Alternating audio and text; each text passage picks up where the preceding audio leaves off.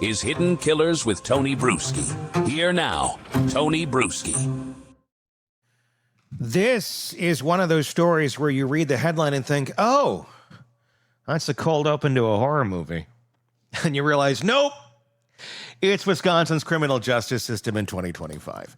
Here's what just happened. Morgan Geyser, one of the two girls behind the infamous 2014 Slender Man stabbing, cut off her GPS ankle monitor, walked out of a group home in Madison, and made it all the way to Illinois, south of Chicago, before anyone put the genie back into the bottle. She was picked up at a truck stop in Posen, Illinois, with an adult companion, roughly a day after she slipped away. Now, here's what's going on. We have a woman who, as a 12-year-old, stabbed her friend 19 times in the woods to impress a fictional monster from the internet. And she's out in the community with just a GPS bracelet and a "we'll check on you later" tier of supervision. And shocker, she walked away. She didn't follow the rules. Who would have saw that coming? Certainly not a judge. To really understand why this is outrageous, you have to rewind to where this all started. Back in May of 2014, 3 6th-grade girls in Waukesha, Wisconsin, go for what looks like a normal play date. They're 12. They're having a sleepover. They go out to play near a wooded area in Davids Park. 2 of them, Morgan Geyser and Anissa Weir, have been living in an online fantasy world, obsessing over Slender Man, a creepypasta character that does not exist anywhere but the internet and in their own heads. Out in the woods, the fantasy turns into attempted murder. Geyser and Weir lure their friend Peyton Lautner deeper into the trees under the guise of hide and seek. Then Morgan pins Peyton down and stabs her 19 times with a 5-inch kitchen knife. Arms, legs, torso, 2 blows to major organs. 1 stab misses a vital artery by about the width of a human hair. A surgeon later said that if that knife had gone just slightly further, Peyton would be dead. After that, these 2 don't run for help. They tell Peyton to lie down and stay there, then walk away. Supposedly to go find Slender Man in the National Forest 200 miles away. Peyton, bleeding out on the forest floor, somehow crawls her way to a bike path where a cyclist finds her and calls 911. She survives after a 6-hour surgery, but she's left with permanent scars and years of trauma. She's talked about sleeping with broken scissors by the end by her bed because she still fears someone might try to kill her again. So let's be really clear. This is not a prank gone wrong. This is not a playground fight. This is not premeditated, ritualized. This is rather premeditated, ritualized, almost successful child-on-child killing driven by delusion. Legally, Wisconsin treated it as a serious crime. It was, at least at the start. Both girls were charged in adult court with attempted first-degree intentional homicide. That's the same basic tier of seriousness as a planned deliberate murder. Just that the victim, by some miracle and a lot of medical skill, survived. Over time, the case shifts lanes. Morgan Geyser is evaluated and doctors conclude she has a serious mental illness, you think. Early onset schizophrenia, hallucinations, deeply distorted thinking. The legal system does what it often does in these situations. Instead of a straight guilty, the path goes into insanity law. She pleads guilty, but is found not guilty by reason of mental disease or defect and is committed to a psychiatric institution for up to 40 years. Anissa Weir is found not guilty by mental disease or defect as well. She gets up to 25 years in a mental health facility. That's the trade-off insanity law makes. We're not going to call you legally responsible in the normal way, but in theory, we're going to prioritize treatment and confine you until you're no longer dangerous. Sounds good on paper, except you're always going to be dangerous. We're going to go over here and pretend that we've done everything to make you not dangerous, and that when you are dangerous again, we're going to be shocked, floored. How could they still be dangerous? I don't know, because they thought a fictitious character was having conversations with them, and the only way to appease them was to kill their friend at 12. 12-year-olds with healthy brains don't think that way. No one thinks that way. And once your brain starts thinking that way, there's not a lot of pulling that back. Yes, you can medicate. Yes, you can do things of that nature. And thankfully so. But you know what? That brain still works that way.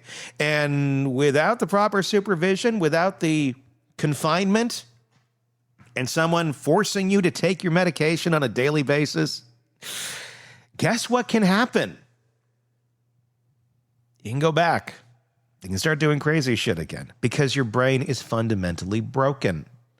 It is what it is. I'm not going to sugarcoat this shit. She's never going to be a safe human being out in the wild.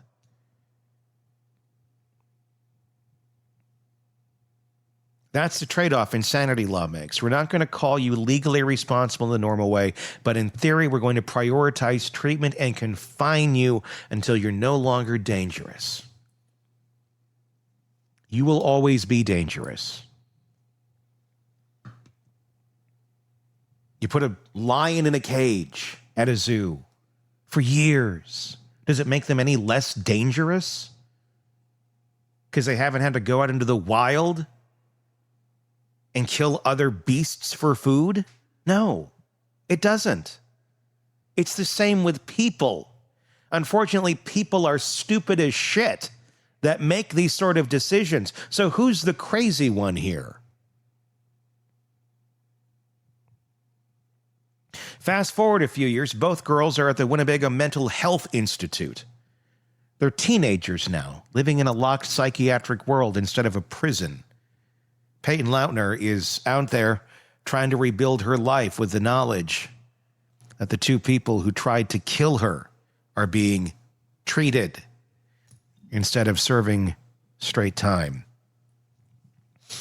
Then comes the step-down process. Anissa Weir gets supervised release in 2021 at the age of 19. She's out under very tight conditions. GPS monitor, no internet, without approval, constant check-ins. And let me just ask you, how is that even realistically possible? No internet without approval? Yeah, good luck with that one. And your constant check-ins, I'm sure they're every day. Morgan Geyser's path is a little bumpier. She files for conditional release, withdraws it, files again. In January 25, a Waukesha County judge grants her petition for conditional release from that 40-year commitment, essentially saying, yes, we're open to you leaving the hospital under conditions. Then the red flags start popping up. Staff at the hospital report that Morgan has been reading material with themes of sexual sadism and murder and communicating with a man on the outside who collects murder memorabilia. Huh! Those are not small details for someone whose crime was literally ritualized violence tied to fantasy. A judge pumps the brakes for a while in early 2025, staying her release and setting hearings to dig into this. But here's where the continued leniency piece comes in. Despite those red flags, despite state health officials expressing concern in March of this very year where this very escape took place about her behavior and communications, the court ultimately decides those issues don't change the core conclusion, that Morgan is well enough and can be moved towards release. What could possibly go wrong?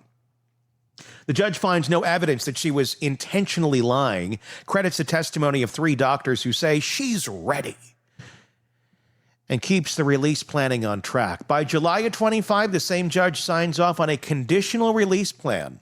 What could possibly go wrong? I mean, look at the track record.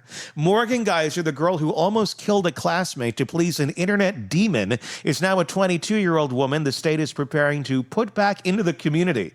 The plan is she leaves Winnebago County, goes into a group home, is supervised until 2058. remains under GPS and gets reevaluated periodically in case it decides she needs to be brought back in. Yeah, this will work out well. Even that process runs into friction. And I'd also say fiction. The first group home option in Milwaukee is rejected because it's too close to the victim. The second home in Manitowoc pushes back because it's too isolated and the residents don't want her there.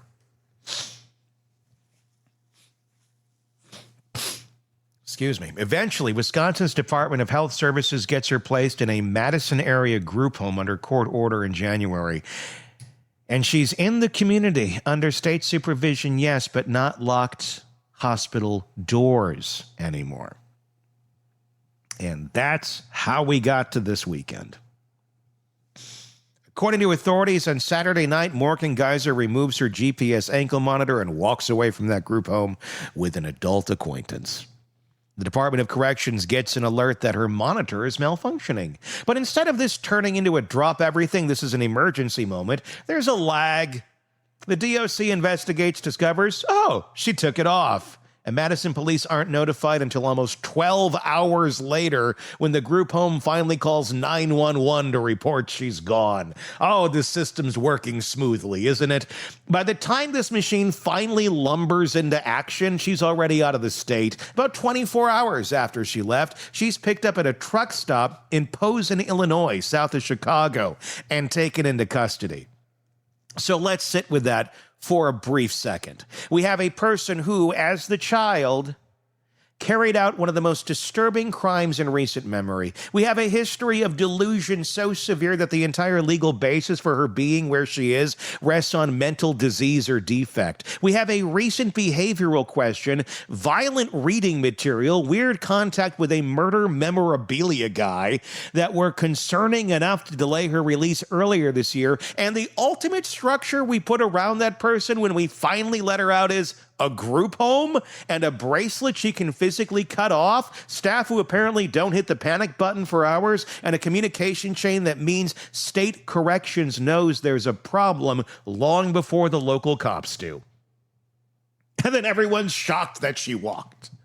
This is where that uncomfortable pattern you're pointing to comes into focus. The crazier someone is, the more unhinged the original act, the more our system sometimes bends itself into a pretzel to understand, to treat, to eventually reintegrate the most clearly disturbed, someone who demonstrates they are capable of violence while detached from reality person. The faster the machine seems to move towards. Well, they've done a lot of therapy. The meds are working. Let's test some freedom. This makes no sense. The more clearly someone demonstrates they're capable of violence while detached from reality, the faster the machine moves towards, let's let him out. No, let's not. Because something isn't working correctly up there. They're a danger to themselves and others. They have a pattern of this behavior. This isn't a just, I'm in a really shitty place, I'm going to make a really bad choice, or I'm really mad at you and I'm going to do this. This is shit is not firing right. So let's give them more freedoms? That's more humane? Being less stringent, being less strict on someone who can't manage their freedom, can't manage themselves, can't manage their own mental health because of what they were born with, because their brain doesn't work right, which is not their fault. But you know what? It is our fault if we can't recognize that and say, you're a danger. We don't want you to continue to be a danger to yourself or others. We don't think you truly want to go kill your friends and family. But unfortunately, your brain is going to keep telling you to do that. So we have to hold you back. That is the definition of being humane, holding them back from doing those things, not, well, let's give them a second shot. No, that's called fucking insanity. Again, who's the crazier one? The judge that says, let's see what happens. Or the one who hears voices, tries to kill her friend, knows she's on a tight leash, and still gets in touch and starts a relationship with murder memorabilia guy and gets into sexual sadism material. And says, the judge says, well, it seems like you've learned your lesson. Who's the crazier? The judge or the person who actually is crazy? Meanwhile, if you're a relatively ordinary attempted killer, no elaborate mythology, no diagnosis that fits nicely into an insanity box, you're just in prison, steel doors, limited movement, no group home to stroll away from under the cover of darkness. Now, to be fair to the law, this isn't just Wisconsin freelancing. Insanity verdicts everywhere are built around a promise. We're not going to punish you the same way, but we're going to lock you up as long as you're dangerous. The problem is how aggressively the system wants to find that magical turning point where you're suddenly not dangerous anymore. Because to the rest of the world, to the sane people, people who are dangerous, who've shown a pattern of dangerous behavior, have been diagnosed with severe mental illness, they're always going to be dangerous. That doesn't change.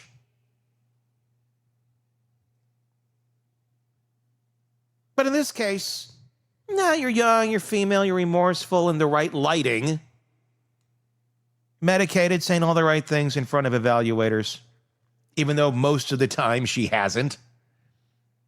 In Morgan Geyser's case, 3 doctors testified she was stable enough for conditional release. The judge bought it, even over concerns from health officials and over objections from prosecutors and from the victim's family, who've been very clear they don't believe this is a risk worth taking. And look what conditional release actually means in practice. It's not a secure forensic halfway house that she was in with fencing and alarms. It was a group home. These are usually low security residential settings. They're houses where staff, if there is staff, are watching multiple people, not posted at a sally port with a metal detector. Your big safety mechanism is a plastic box on an ankle that can be cut off with the right tool and enough determination. And then a monitoring system that depends on humans interpreting an alert the right way and acting fast. It all might be fine if we're talking about someone who stole cars or passed bad checks. This is a person whose origin story in this system is luring a friend into the woods and almost carving her to death because a fictional internet ghoul told her to do it. And by the way, she's not even the only one out. Anissa Weir has been in the community since 2021, living under supervised conditions. In other words, Peyton Lautner's perspective, from her perspective, the 2 people who tried to kill her now have been deemed safe enough by the same state that once promised to protect her. People will say, well, Morgan didn't hurt anyone during the escape. She was found without incident. That's true, as far as we know right now. But that's not the point. The point is, why was this even possible? Why did Wisconsin build a system where someone with this history has the option of simply walking off into the night and getting across state lines before anyone meaningfully responds? This is where the judge's decision and the state's choices absolutely deserve scrutiny. Nobody is saying the court should have thrown her into a dungeon and tossed away the key. But when you've got documented concerns, when your own hospital people are flagging behavior and outside contacts that feel like a relapse into violent fantasy, and when the crime itself is this extreme, maybe optimistic isn't the right posture. Yet the system leaned optimistic. It's leaned therapeutic. It's leaned, let's give her a chance. And trusted that a group home and a bracelet would hold the line. And this is the part where a lot of people listening to this are going to feel their blood pressure go up. If Morgan Geyser had been an adult man who nearly killed a 12-year-old girl in the woods, we all know how this story ends. He's in prison, full stop. But because she was 12 when it happened, because it was couched in mental illness, because it came dressed in the language of delusion in childhood and treatment, the whole system recalibrated around empathy for the attacker rather than enduring protection for the victim and the public. There is another layer here that's hard to ignore. Institutional self-preservation. Nobody in this chain wants to be the one who says, no, she stays locked up. In a world where we're constantly told our mental health care system is punitive and cruel, judges don't want to be painted as heartless, doctors don't want to admit that some people, even medicated, might never be safe enough to walk around with nothing between them and the rest of us but an ankle monitor and a curfew.